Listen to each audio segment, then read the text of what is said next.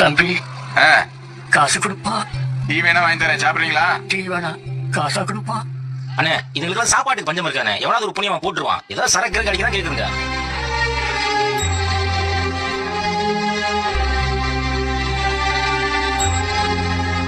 இன்னைக்கு பள்ளிக்கூடத்துல பணம் கட்டணும் சொன்னல, இந்த இதுல 110 ரூபாய் இருக்கு.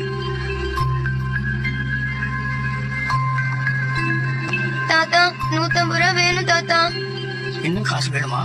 சரிம்மா, நாளைக்கு கொடுக்குறேன்னு பாட்டியாட்ட சொல்லி பாருமா. இல்ல தாத்தா, இன்னைக்குதான் கடைசி நாள். இன்னைக்கே பூரா காசையும் கட்டணும், இல்லன்னா வெளியில அனுப்பிடுவேன்னு வாத்தியா சொல்லிருக்காங்க. இதுக்குதான் நானும் உங்க கூட வரேன்னு சொன்னேன். நானும் வந்திருந்தா இன்னும் கொஞ்சம் காசு கிடைச்சிருக்கோம்ல. படிக்கிற பொண்ணுமா, புத்தகத்தை மட்டும் தான் தூக்கணும், பிச்சை தட்ட தூக்க கூடாது. பாக்குறேன். அம்மாடியே இங்க வாமா.